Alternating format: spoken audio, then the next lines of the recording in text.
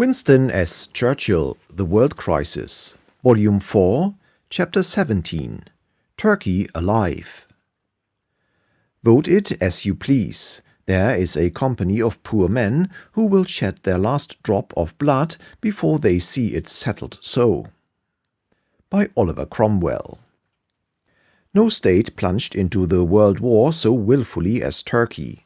The Ottoman Empire was in 1914 already moribund.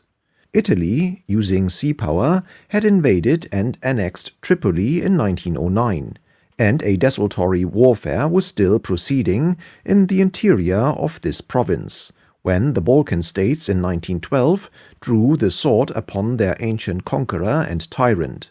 Important provinces and many islands were ceded by the defeated Turkish Empire in the Treaty of London, and the division of the spoils became a new cause of bloodshed among the Balkan victors. Rich prizes still remained in European Turkey to tempt the ambition or satisfy the claims of Romania, Bulgaria, Serbia, and Greece. And through all, Constantinople glittered as the supreme goal. But imminent as were the dangers of the Turkish Empire from the vengeance and ambition of the Balkan states, nothing could supplant in the Turkish mind the fear of Russia. Russia was in contact with Turkey by land and water along a 1,000-mile frontier which stretched from the western shores of the Black Sea to the Caspian. England, France, and Italy, with Sardinia in the Crimean War, the exceptional power of England under Disraeli in 1878, had preserved the Turkish Empire from ruin and Constantinople from conquest. Although before the Balkan allies quarreled among themselves, the Bulgarians had marched to the gates of Constantinople from the west. The sense of peril from the north still outweighed all else in Turkish thoughts. To this was added the antagonism of the Arab race in the Yemen, the Hejaz, Palestine, Syria, Mosul, and Iraq. The population of Kurdistan and the widely distributed Armenian race were estranged. From every quarter the nations and races, who for 500 or 600 years had waged war against the Turkish Empire or had suffered the fate of Turkish captives, turned their gaze in a measureless hatred and hunger upon the dying empire from which they had endured so much so long. The hour of retribution and restoration was at hand, and the only doubt was how long could the busily spun webs of European diplomacy, and particularly of English diplomacy, postpone the final reckoning. The imminent collapse of the Turkish Empire, like the progressive decay and disruption of the Austrian Empire, arising from forces beyond human control, had loosened the whole foundations of Eastern and Southeastern Europe. Change, violent, vast, incalculable, but irresistible and near, brooded over the hearths and institutions of 120 millions of people. It was at this hour and on this scene that Germany had launched her army to the invasion of France through Belgium, and all other quarrels had realigned themselves in accordance with the supreme struggle. What was to happen to scandalous, crumbling, decrepit, and penniless Turkey in this earthquake? She received what seemed to British eyes the most favorable offer ever made to any government in history. She was guaranteed, at the price merely of maintaining her neutrality, the absolute integrity of all her dominions. She was guaranteed this upon the authority not only of her friends, France and Britain, but on that of her enemy, Russia. The guarantee of France and England would have protected Turkey from the Balkan states, and especially Greece. The guarantee of Russia suspended to indefinite periods the overhanging menace from the north. The influence of Britain could largely allay and certainly postpone the long-rising movement of the Arabs. Never, thought the Allies, was a fairer proposition made to a weaker and more imperiled state. But there was another side to the picture. Within the decaying fabric of the Turkish Empire and beneath the surface of its political affairs lay fierce, purposeful forces both in men and ideas. The disaster of the First Balkan War created from these elements a concealed, slow-burning fire of strange intensity, unrealized by all the embassies along the shores of the Bosphorus, all save one. During this time, the years before the Great War, wrote a profoundly informed Turk in 1915, the whole future of the Turkish people was examined by committees down to the smallest details. Footnote: in Turkish and Pan-Turkish Ideals by Tekin Alp, first published in German in 1915. End of footnote. The Pan-Turk Committee accepted the Anglo-Russian Convention of 1907 as a definite alliance between the power who had been Turkey's strongest and most disinterested supporter and friend with the power who was her ancient and inexorable enemy. They therefore looked elsewhere for help in the general European war which they were convinced was approaching. Their plan, which seemed in 1913 merely visionary, was based upon the recreation of Turkey on a solely Turkish human foundation, to wit, the Turkish peasantry of Anatolia. It contemplated as a national ideal the uniting of the Moslem areas of Caucasia, the Persian province of Azerbaijan, and the Turkish Transcaspian provinces of Russia, the homeland of the Turkish race, with the Turks of the Anatolian Peninsula, and the extension of Turkey into the Caspian Basin. It included the rejection of theocratic government, a radical change of relationship between church and state, the diversion of the pious foundation's endowments to the secular needs of the state, and a rigorous disciplining of the professional religious classes. It included also the startling economic, social, and literary changes which have recently been achieved in Turkey. Mustafa Kemal has, in fact, executed a plan decided upon, and to which he may well have been a party 15 years ago. The center point of all the Pan-Turk schemes was the use of Germany to rid Turkey of the Russian danger. Marschall von Bieberstein, for so many years German ambassador at Constantinople, nursed these hidden fires with skillful hands. Pan-Turkish schemes might have remained in dreamland but for the fact that in a fateful hour there stood almost at the head of Turkey a man of action, a would-be Turkish Napoleon, in whose veins surged warrior blood. By his individual will, vanity and fraud was destined to launch the Turkish Empire upon its most audacious adventure.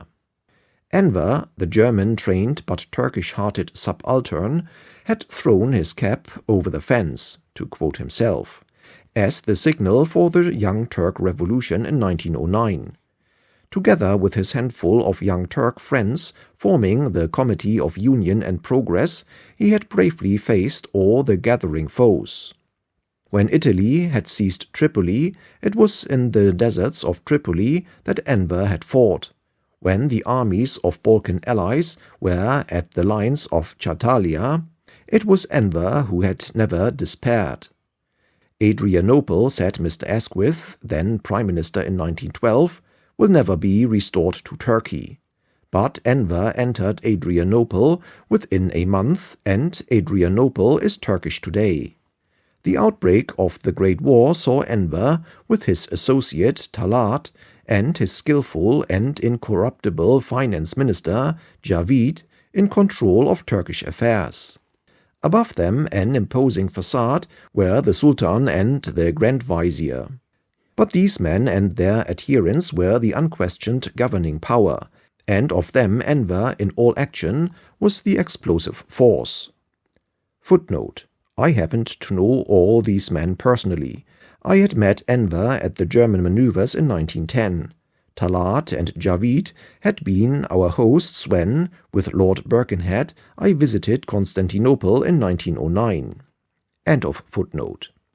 The Turkish leaders rated the might of Russia for the rough and tumble of a general war far lower than did the Western allies of the Tsar.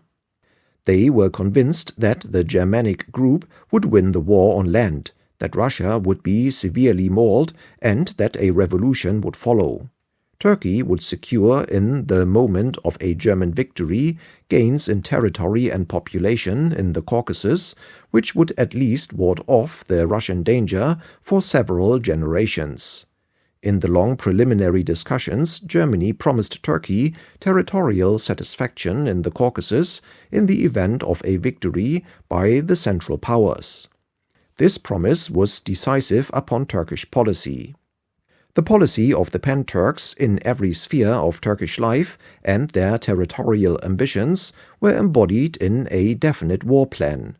This plan required as its foundation the Turkish command of the Black Sea. Whenever the Great War should come, as come they were sure it must, and Russia was at grips with Germany and Austria, the Pan-Turks intended to invade and conquer the Caucasus. The control of the sea route from Constantinople to Trebizond was indispensable to an advance from Trebizond to Erzurum. Hence Turkey must have a navy. Popular subscriptions opened in 1911 and 1912 throughout Anatolia, and even throughout Islam, provided the money for the building for Turkey in Great Britain of 2 dreadnoughts. The arrival of one at least of these battleships at Constantinople was the peg upon which the whole Turkish war plan hung.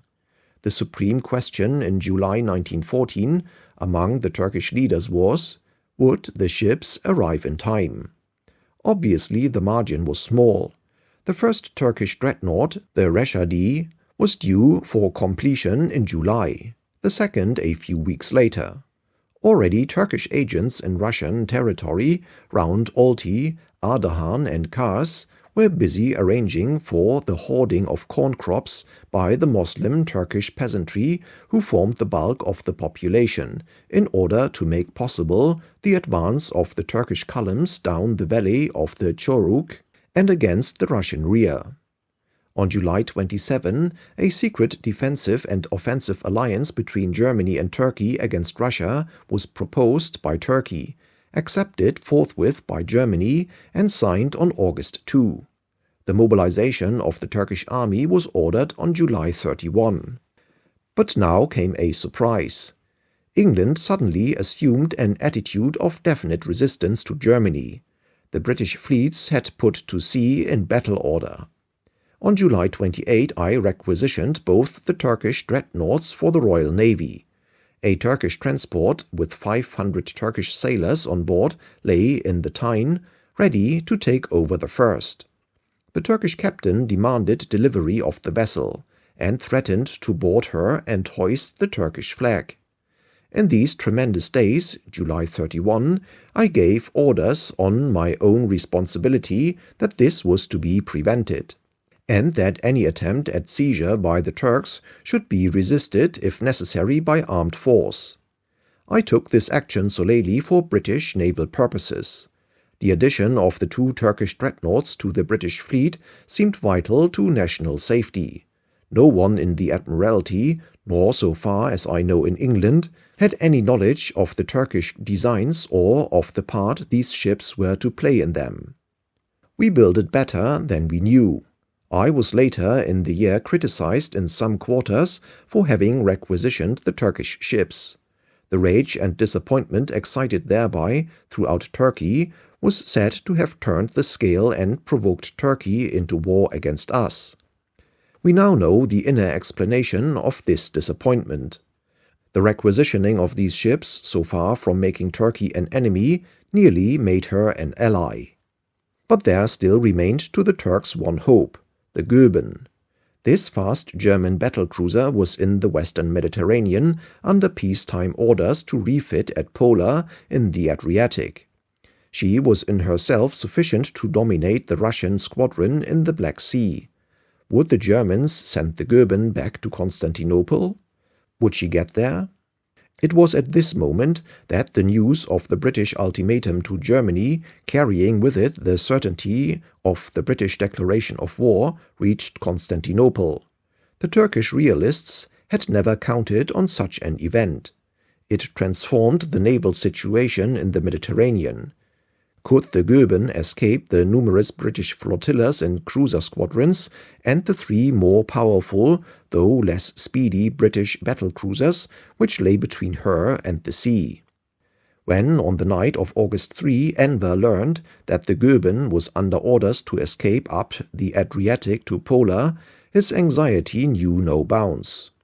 He immediately sought the Russian military attaché, General Leontev, and casting all previous schemes to the wind, including the agreement he had signed with Germany the day before, proposed to this astonished officer an alliance between Turkey and Russia on various conditions, including Turkish compensation in Western Thrace. Whether the Germans realized that they would never be forgiven by the Pan-Turks unless the Goeben made an effort to reach Constantinople, or whether it was already part of their war plan, fresh orders to go to Constantinople were at this moment, August 3, being sent by Admiral Tirpitz to the Goeben, then about to coal at Messina. And after events which are well known, she reached the Dardanelles on the 10th and was after some parley admitted to the Sea of Marmara. Enver's confidence was now restored, for the command of the Black Sea rested potentially with the Turks. But the certain hostility of Great Britain was serious, in view of her naval supremacy and the undefended conditions of the Dardanelles. Moreover, Italy had unexpectedly separated herself from the Triple Alliance.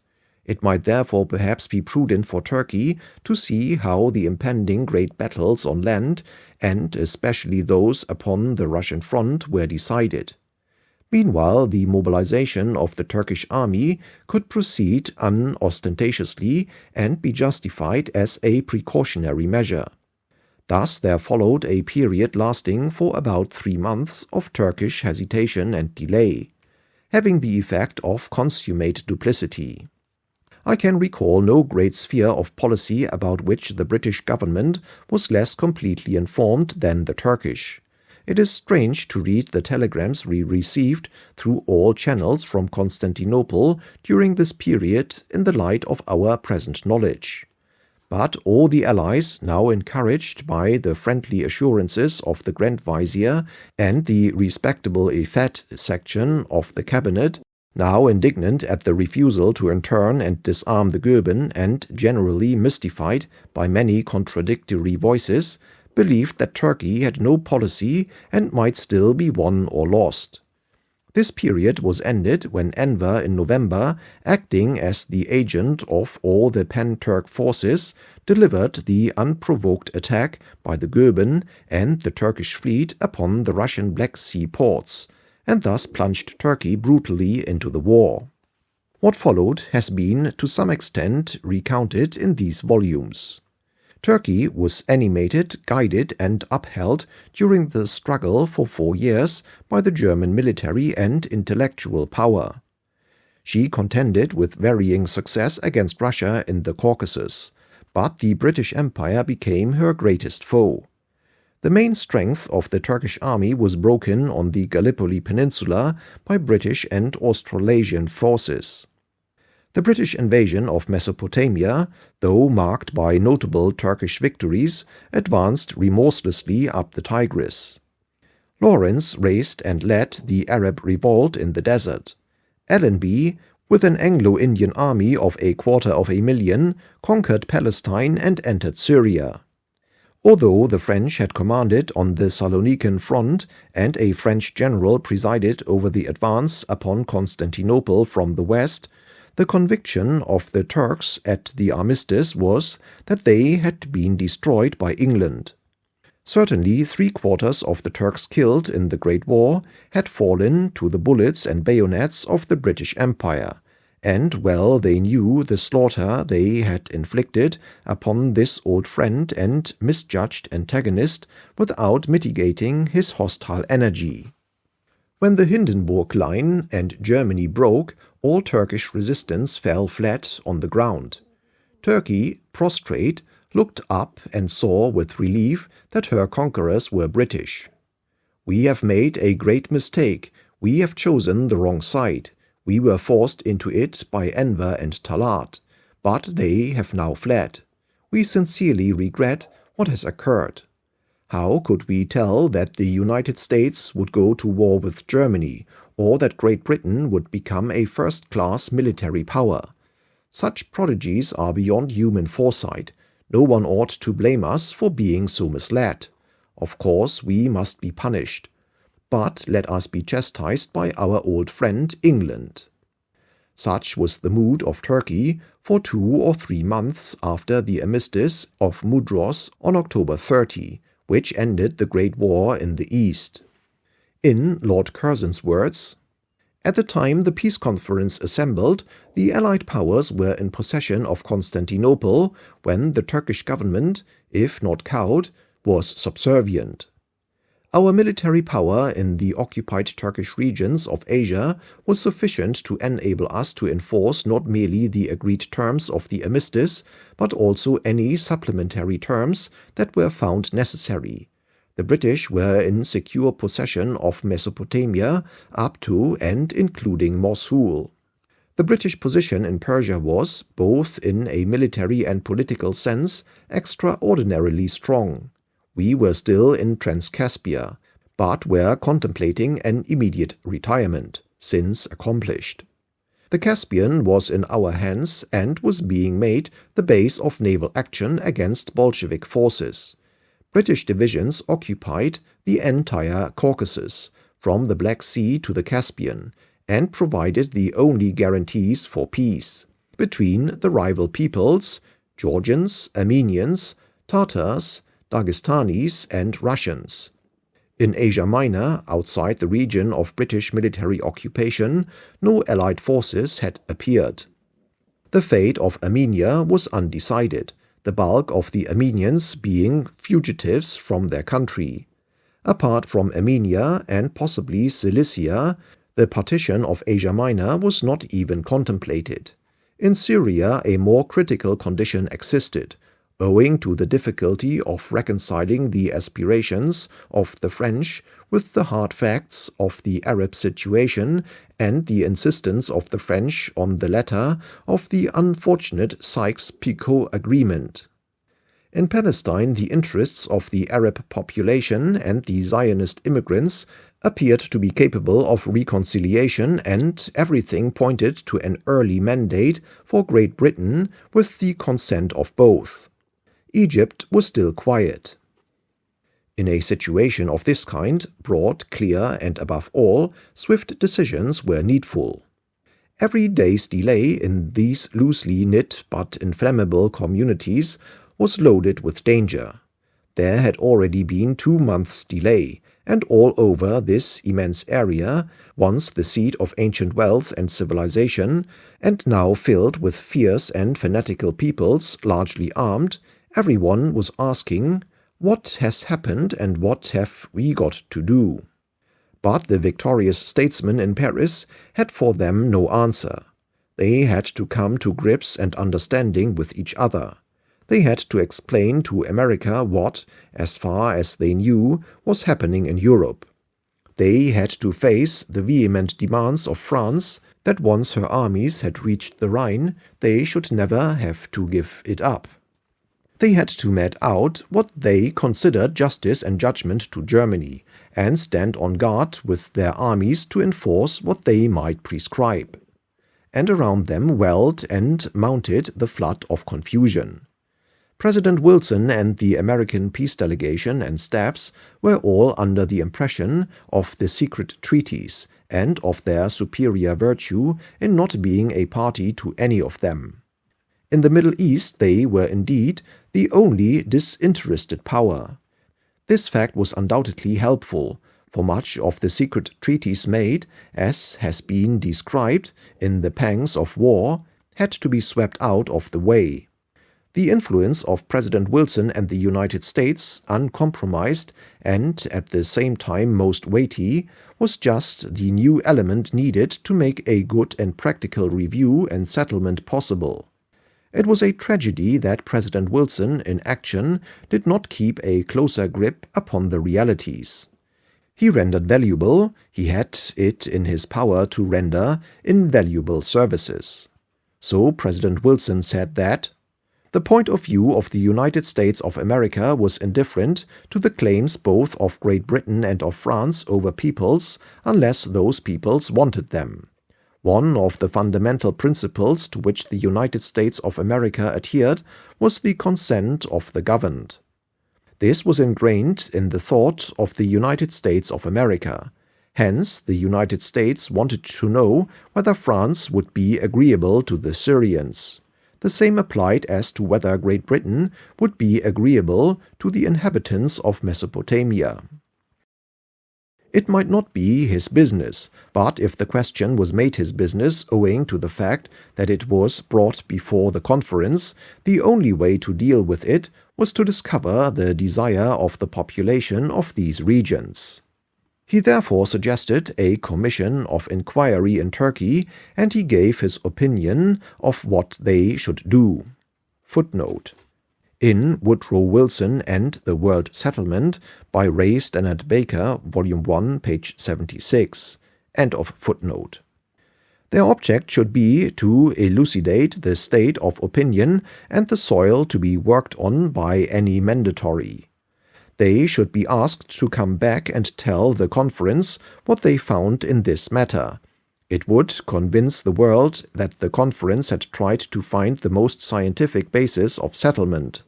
The commission should be composed of an equal number of French, British, Italian, and American representatives. They would be sent out with carte blanche to tell the facts as they found them.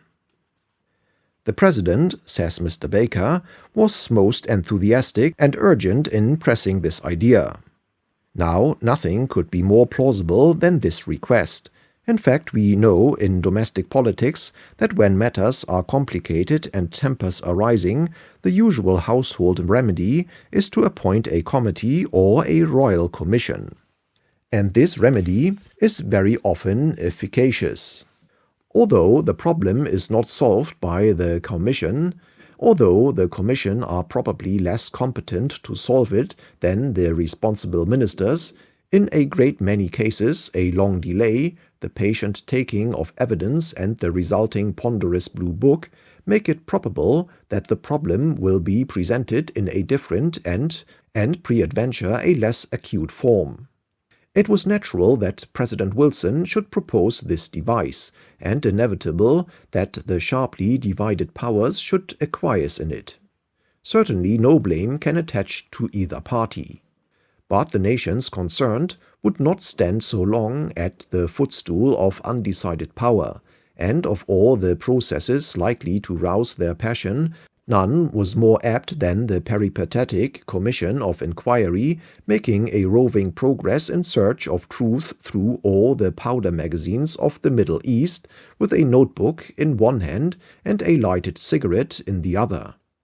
Anyone could see how sensible and right President Wilson was, and how well his proposal would have suited a political difficulty in the United States or in Great Britain.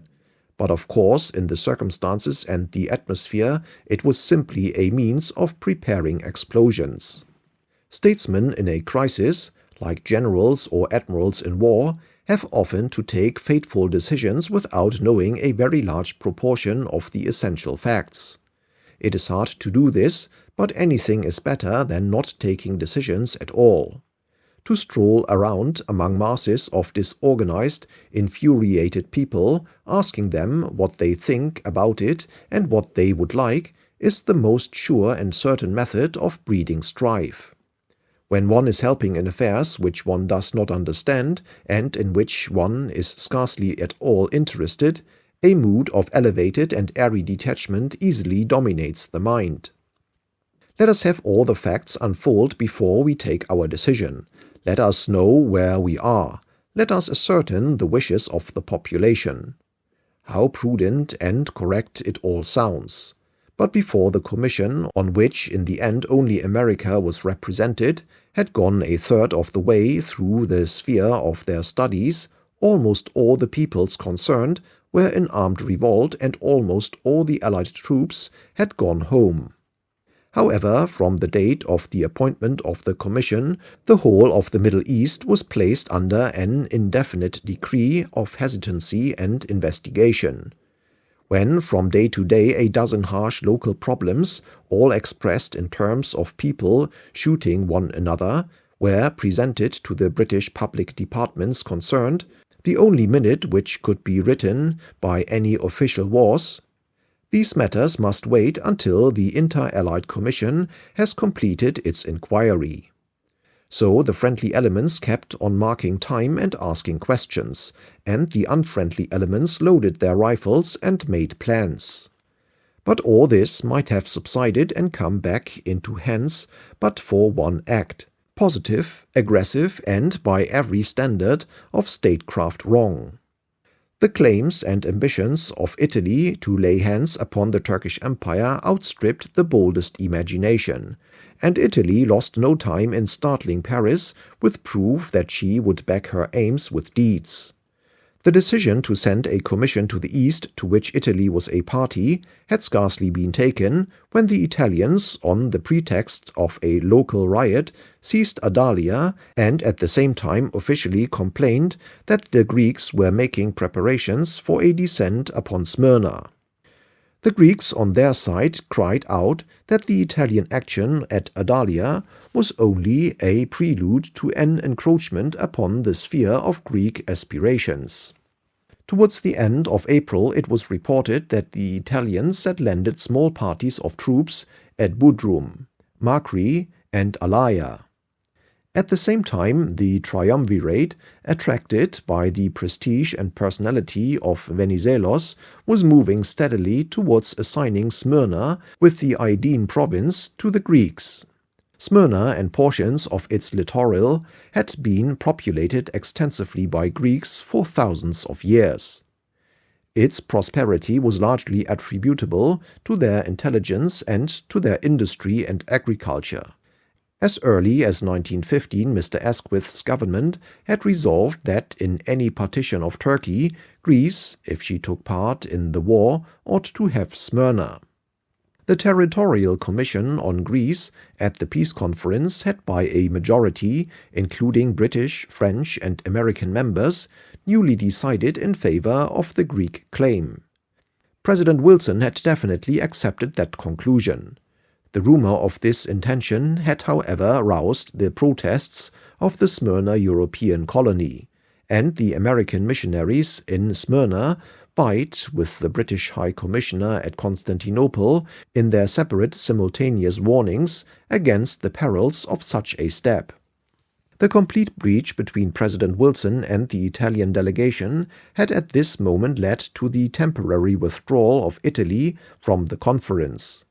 In the ardor of his encounter with Signor Orlando, it was natural that Wilson should lean to Greece. Here he found an only too eager sympathizer in the British Prime Minister. Clemenceau, preoccupied with the Rhine and the future of France, moved amicably with these two. Events now precipitated action. The reports that the Italians were going to seize Smyrna forcibly, combined with stories of Turkish maltreatment of the Greek population, provoked a deadly step. On May 5, the triumvirate entertained the project that the Greeks should be allowed to occupy Smyrna forthwith for the purpose of protecting their compatriots there. Mr. Lloyd George asked for a decision that Mr. Venizelos might be authorized to send troops to be kept on board ship at Smyrna, ready for landing in case of necessity. President Wilson asked why the troops should not be landed at once, as the men did not keep in good condition on board ship. Mr. Lloyd George did not demur. The subject was dealt with again on May 10.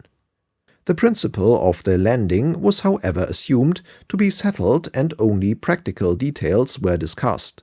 Sir Henry Wilson was present on both occasions, but confined himself to the technical aspects. On the 12th, a third meeting was held. Signor Orlando had now returned to the fold. He was assured that the future destination of Smyrna would not be prejudiced by a Greek occupation. It was an emergency measure for the protection of the Greek population. In accordance with armistice conditions, notice must be given to Turkey to surrender the Smyrna forts to British, French, and Italian detachments. Signor Orlando, after consideration, made no objection in principle to the landing, but urged that the British, French, and Italian detachments should not be withdrawn pending a final settlement. The decision of the Council of Four was that the Greek forces should start from Kavala as soon as ready, and that the Italian detachment should take part in the operations of the Allied forces. Venizelos is entitled to plead that in going to Smyrna he acted as mandatory for the four great powers, but he went as readily as a duck will swim. Whatever the responsibilities of the four, or rather of the triumvirate, for they were the moving force, his own are ineffaceable. He alone possessed the means of action. There could never have been any question of sending British, French, or American troops except in symbolic detachments on such a mission. But Greek divisions were within swift and easy striking distance, and were straining at the leash. On May 15, in spite of serious warning and protests from the British Foreign Office and War Office, 20,000 Greek troops, covered by the fire of their warships, landed at Smyrna, killed a large number of Turks, occupied the city, advanced rapidly up the Smyrna-Aydin railway, had a bloody fight with Turkish troops and irregulars and the Turkish population of Aydin, and set up their standards of invasion and conquest in Asia Minor. I well remember the bewilderment and alarm with which I heard on a lovely afternoon in Paris of this fatal event. No doubt my personal views were affected by the consternation it produced upon the British General Staff. Making every allowance for the pro-Turk inclinations of the British military mind, it was impossible to excuse the imprudence of this violent act, which opened so many new perils when our resources were shriveling. At the War Office we were not long in feeling its consequences. Our officers in 2s and 3s were all over Asia Minor supervising the surrender of armies and munitions as prescribed by the armistice. They rode about freely and unarmed from place to place, and with their finger indicated what should be done. They were almost mechanically obeyed. Important dumps of rifles, machine guns, cannon, and shells were being submissively piled up. Turkey was under the spell of defeat, and of deserved defeat. Let us be punished by our old friend England. So the arms were stacked, and the guns were parked, and the shells were arranged in massive heaps, as the accepted result of stricken fields and of conventions signed. But from the moment that the Turkish nation, and though Paris did not seem to know it, there was a nation, realized that it was not Britain and India and Allenby that they had to endure and for the time obey, but Greece, the hated and despised foe of generations, to their eyes a revolted province, certainly a frequently defeated opponent. From that moment Turkey became uncontrollable.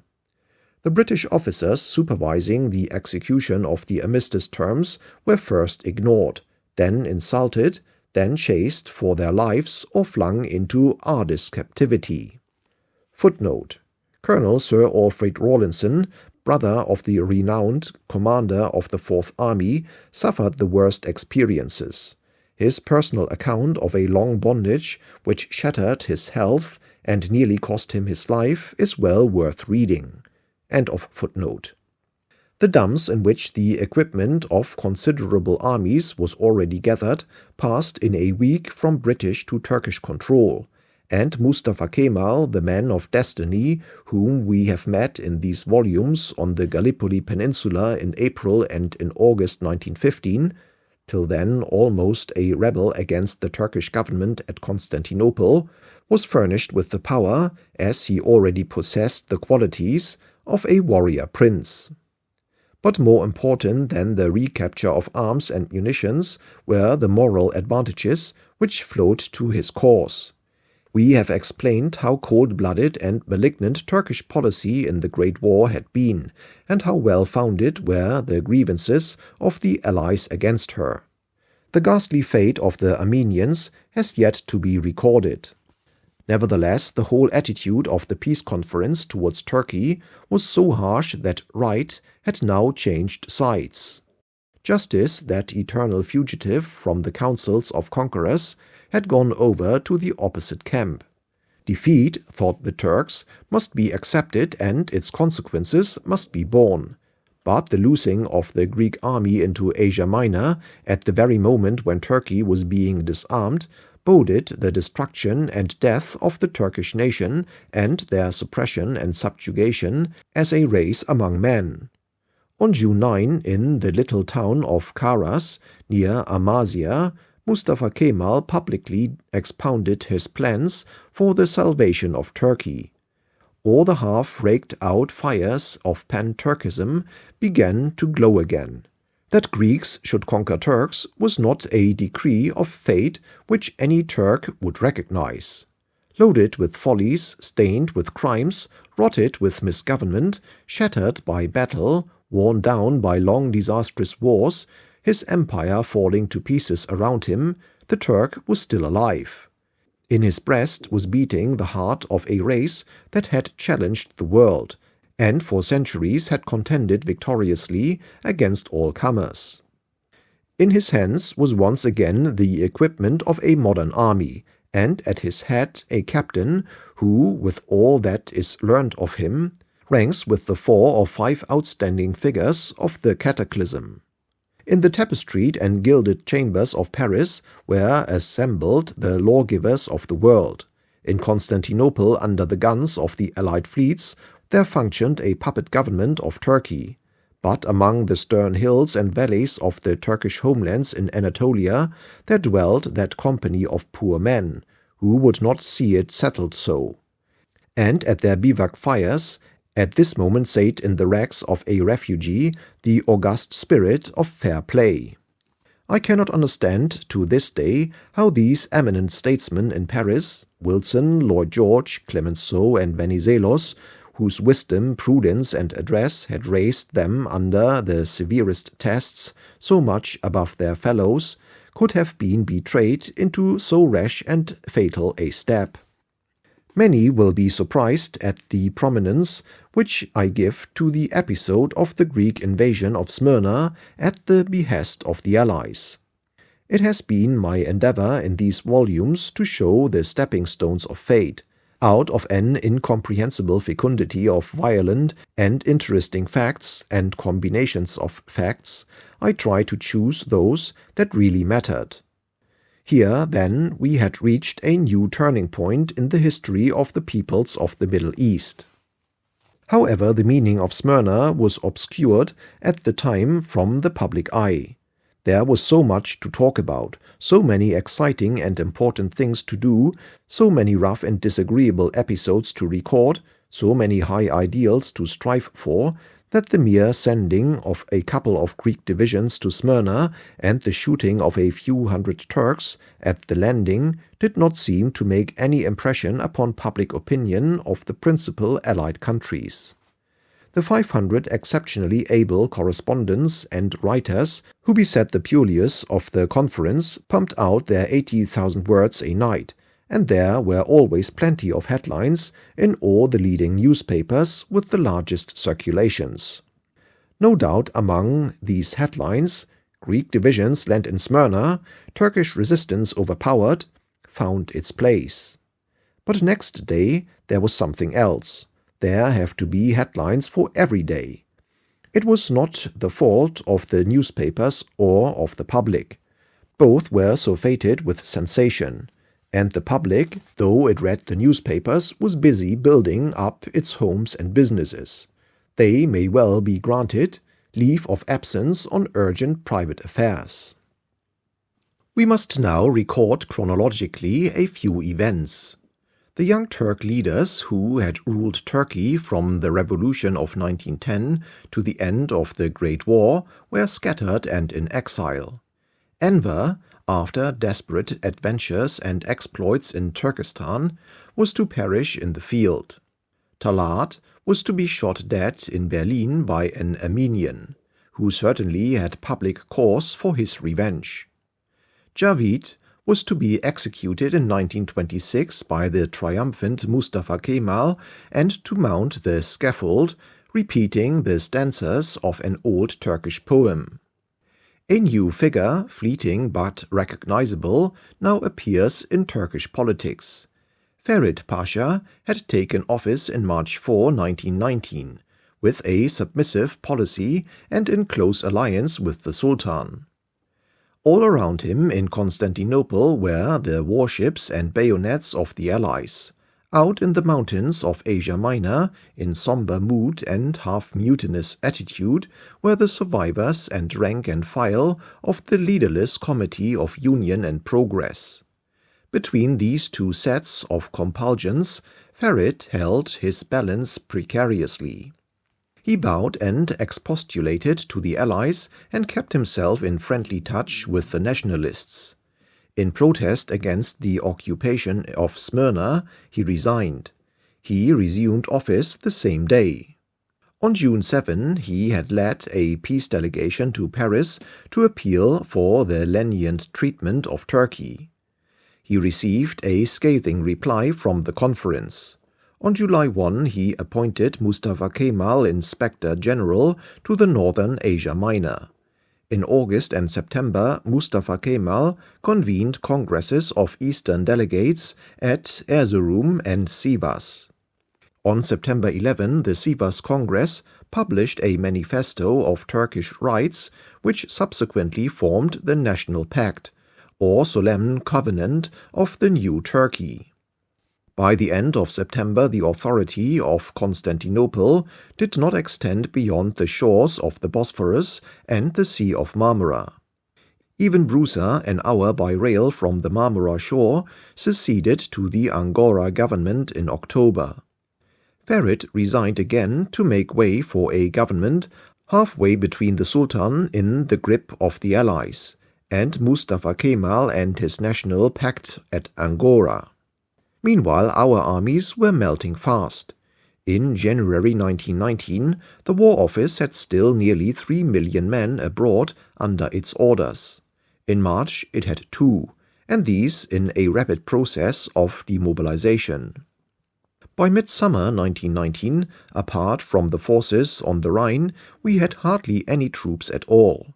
The conscript and war-enrolled forces had to be sent home. The new permanent army was forming, and volunteers for professional military service were only gradually forthcoming. A year after the armistice, we counted in battalions of 500 or 600 men, where we had previously disposed of divisions of 15,000 or 20,000 complete in every detail. It was very strange to watch the vast shrinkage of our military power, while at the same time the increase of danger and hostility in almost every quarter could be so plainly discerned. In December 1919, I circulated to the Cabinet a General Staff memorandum explaining how far our power had diminished and pointing out the disproportion between our policy and our strength. Paragraph 3.1.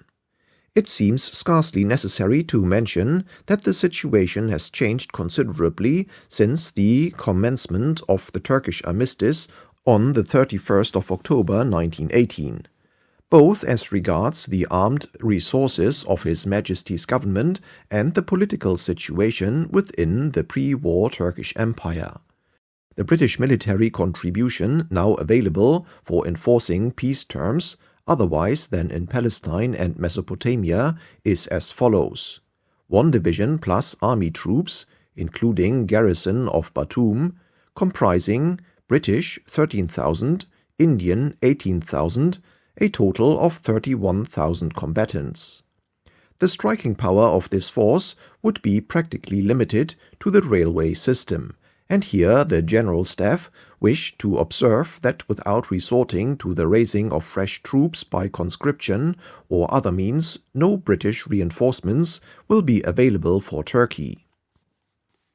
The General Staff proceeded to express the hope that only such terms will be seriously considered by His Majesty's government in the first place as may be reasonably compatible with the resources which exist or which it may be intended to provide for their execution. Without going into detail or the political pros and cons of the various questions, the General Staff wish to record the following list of measures which may be advocated for various reasons, but the enforcement of which, according to their information, might call for reinforcement of the Army of the Black Sea, either by our allies or further British levies. 1. The creation of a Greater Armenia linking up Cilicia with the Erivan Republic. 2. The creation of an independent Kurdistan. 3. Acquisition by Greece of any portion of the Pontus. 4. Permanent occupation by Greece of any part of the Aydin Vilayet. 5. Permanent occupation of any part of southern Anatolia or Konya by Italy, though it is doubtful whether this would cause such resentment to the Turks as any other of the above causes. In addition to the above measures, which would call for immediate reinforcements, the adoption of either of the following would call for the retention of a permanent garrison for a period which it is impossible to estimate. 6. Acquisition by Greece of eastern Thrace. 7. Expulsion of the Turks from Constantinople. But so far from coming to any decision, the Allies were content, in the presence of their differences, to let matters slide. While the American Commission roamed disturbingly around the Middle East, the most fantastic plans for the partition of Turkey were indulged in. There were to be no annexations, but mandates were to be granted to the principal powers, which would give them the necessary excuses for control. France was to take Syria and Cilicia. Italy blithely undertook to occupy the whole of the Caucasus, as well as the province of Adalia in the Asia Minor promontory. England seemed anxious to take over Mesopotamia and Palestine, which our armies already held, and there was a lively expectation that the United States would accept a mandate for Armenia. In January 1920, Greece, which was bearing the brunt of these protracted financial, military, and political uncertainties, began to show signs of strain. In these seductive delusions, the year 1919 ebbed away. Slowly, fitfully, laboriously, with frequent disputes and exhausting argument, the future of the Middle East was mapped out in Paris and a draft of the Treaty of Peace with Turkey prepared. Several exciting questions awaited the decision of the various governments. December 1919 and January 1920 saw the British cabinet deeply moved upon whether the Sultan, in his capacity as Caliph, should, under innumerable restrictions, be allowed to remain at Constantinople, or whether, on the other hand, the Turks should be expelled, bag and baggage, from Europe. A secondary issue was whether the Mosque of San Sophia should be reconsecrated a Christian church. In these controversies Lord Curzon, mounted upon the Foreign Office, rode full tilt against Mr. Edwin Montagu, whose chariot was drawn by the public opinion of India, the sensibilities of the Mohammedan world, the pro-Turkish propensities of the Conservative Party, and the voluminous memoranda of the India Office.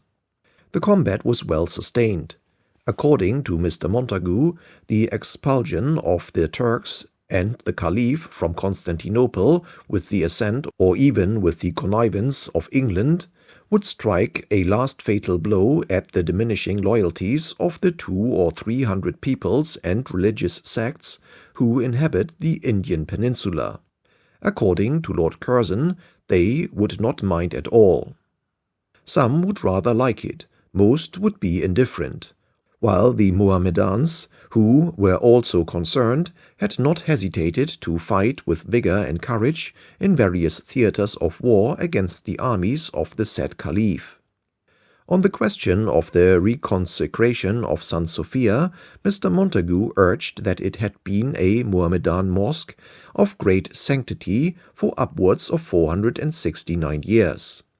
We were all much swayed by this, until Lord Curzon rejoined that it had been previously a Christian church for 915 years. Then the argument seemed very nicely balanced, a substantial modern title as against twice as lengthy an original prescription. This was one of the questions, the rights and wrongs of which might well be debated by university students of almost any country. On the main issue of Constantinople, Mr. Lloyd George was wholeheartedly with Lord Curzon. Indeed, on this he was himself a prime mover. The War Office intervened with their dreary drone, voiced by Field Marshal Wilson and me, that we had not got any soldiers, and how could you drive and keep the Turks out of Constantinople without soldiers?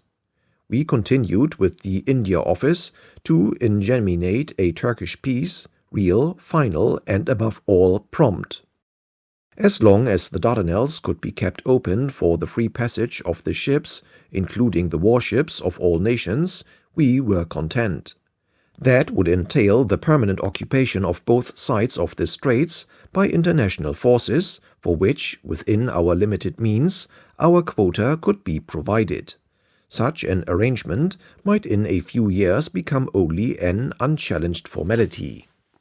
These issues, as they were fought out in the British Cabinet, have already been made public quite as far as is proper in the life of Lord Curzon.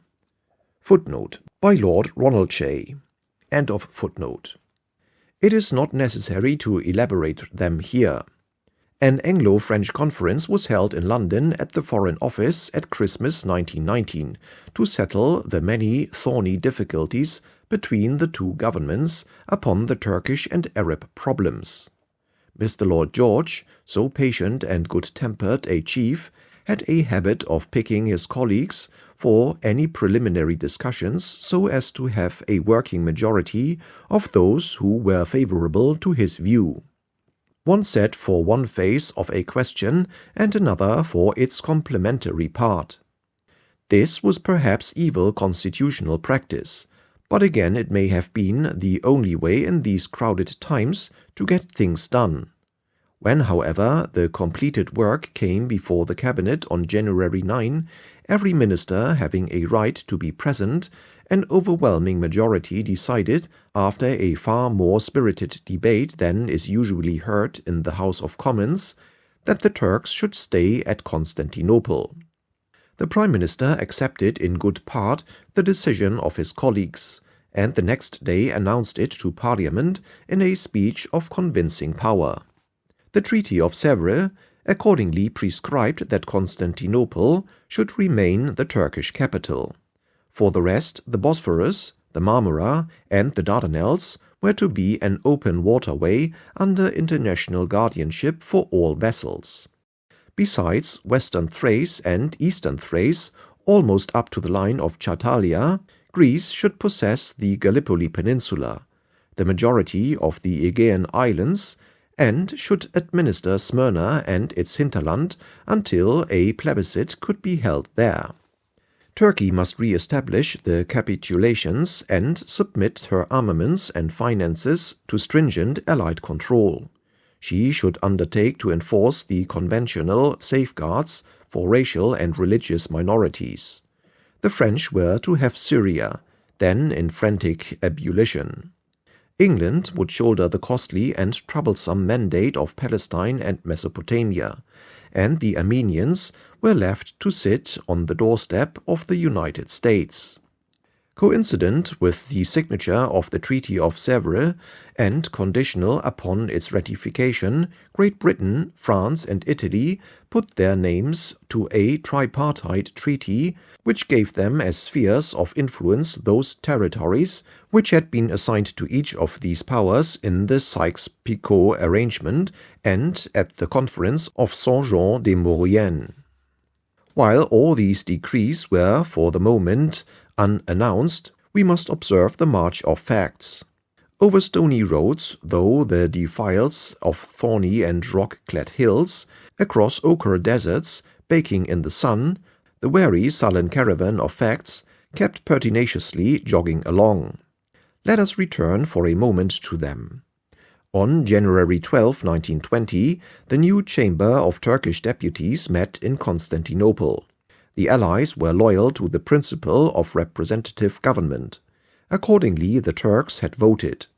Unhappily, they had almost all of them voted the wrong way. The new chamber was preponderantly nationalist, or, it might be said, Kemalist. So awkward was this that on January 21 the Allies required, as a measure of practical day-to-day security, the resignation of the Turkish Minister of War and of the Chief of the General Staff. On the 28th, the new chamber approved and signed the National Pact. Confronted by imminent revolt in Constantinople itself and with shocking possibilities of massacre, the European allies were forced to united action. On March 16, Constantinople was occupied by British, French, and Italian forces. Ferit was induced once again to brew the thinnest government he had yet attempted. At the end of April, the Turkish National Assembly met at Angora, far beyond the reach of Allied fleets and armies. On May 13, a bad date, Venizelos made public in Athens the terms of the Treaty of Sèvres. In June, the British outpost line across the Isthmian Peninsula was attacked by Kemalist forces. The attack was not serious. The troops were ordered to fire without hesitation. The navy hurled shells from the Sea of Marmara, and the assailants withdrew out of range. But there they remained, and we were once again, this time with scanty forces, in the presence of the enemy. At the same time, the French, who, after driving Emir Faisal from his throne at Damascus, had encountered heavy fighting in Cilicia, and on the same day that the forthcoming terms of the Treaty of Sèvres were announced in Athens, thought well to ask the local Turks for an armistice. Venizelos now presented himself as the good fairy. The Greek army would come to the rescue. 2 divisions of the 5 already in Smyrna would march northward, and passing to the east of the Marmara through difficult country, which, however, they declared they understood, would fall upon the Turks menacing the Isthmian Peninsula and drive them away. Marshal Foch, carrying with him the opinion of the British General Staff, declared that the operation was dangerous and would probably be unsuccessful. Mr. Lloyd George, however, accepted the offer, and the Greek advance began on June 22. It was immediately successful. The Greek columns trailed along the country roads, passing safely through many ugly defiles, and at their approach the Turks, under strong and sagacious leadership, vanished into the recesses of Anatolia. At the beginning of July the Greeks entered Broussa. In the same month another Greek army swiftly overran eastern Thrace, broke down a feeble Turkish resistance, and occupied Adrianople. The remarkable and unexpected manifestations of Greek power were hailed by the Ally statesmen. The Ally generals rubbed their eyes. Mr. Lloyd George became enthusiastic. He was right again, it seemed, and the military men wrong, as they so often had been. Vide Armageddon. The events sealed the Treaty of Sèvres. Ferit dutifully constructed a ministry of marionettes, and on August 10, 1920, with due solemnity, the Treaty of Peace with Turkey was signed at Sèvres. This instrument, which had taken 18 months to fashion, was obsolete before it was ready. All its main clauses depended for their effect upon one thing only: the Greek army. If Venizelos and his soldiers would clear up the situation and reduce Mustafa Kemal to law and order, all would be well. If not, some other form of words in closer conformity with the actual facts would have to be devised. At last, peace with Turkey, and, to ratify it, war with Turkey. However, so far as the great allies were concerned, the war was to be fought by proxy. Wars, when fought thus, by great nations, are often very dangerous for the proxy. Although this chapter has dealt solely with Turkish affairs, it must be brought into relation with the general situation of Europe. I cannot do this better than by reprinting a letter which I wrote to Mr. Lloyd George on starting for a brief Easter holiday in France. Mr. Churchill to the Prime Minister, March 29, 1920. I write this as I am crossing the Channel to tell you what is in my mind. Since the armistice, my policy would have been peace with the German people, war on the Bolshevik tyranny. Willingly or unavoidably, you have followed something very near the reverse. Knowing the difficulties and also your great skill and personal force, so much greater than mine, I do not judge your policy and action as if I could have done better, or as if anyone could have done better. But we are now face to face with the results. They are terrible. We may well be within measurable distance of universal collapse and anarchy throughout Europe and Asia. Russia has gone into ruin. What is left of her is in the power of these deadly snakes. But Germany may perhaps still be saved. I have felt with a great sense of relief that we may be able to think and act together in harmony about Germany, that you are inclined to make an effort to rescue Germany from her frightful fate, which, if it overtakes her, may well overtake others. If so, time is short and action must be simple.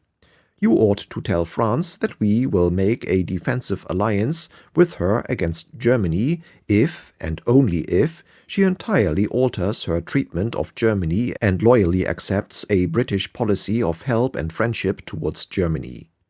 Next, you should send a great man to Berlin to help consolidate the anti-Spartakist, anti-Ludendorff elements into a strong left-center bloc. For this task you have two levers.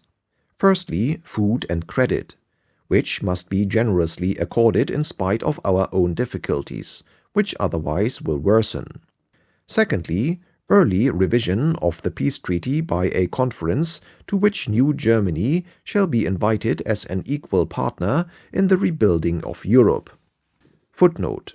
This, of course, referred to the economic and financial clauses. End of footnote. Using these levers, it ought to be possible to rally all that is good and stable in the German nation to their own redemption and to the salvation of Europe.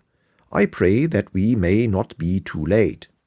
Surely this is a matter far more worthwhile taking your political life in your hands for than our party combinations at home, important though they be. Surely also it is a matter which, once on the move, would dominate the whole world situation at home and abroad. My suggestion involves open, resolute action by Britain under your guidance, and, if necessary, independent action. In such a course I would gladly, at your side, face political misfortune. But I believe there would be no misfortune, and that for a few months longer Britain still holds the title deeds of Europe.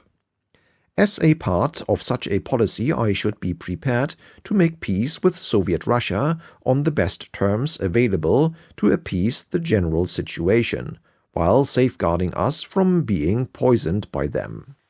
I do not, of course, believe that any real harmony is possible between Bolshevism and present civilization. But in view of the existing facts, a cessation of arms and a promotion of material prosperity are inevitable, and we must trust for better or for worse to peaceful influences to bring about the disappearance of this awful tyranny and peril. Compared to Germany, Russia is minor. Compared to Russia, Turkey is petty. But I am also very anxious about your policy towards Turkey. With military resources, which the cabinet have cut to the most weak and slender proportions, we are leading the Allies in an attempt to enforce a peace on Turkey, which would require great and powerful armies and long, costly operations and occupations.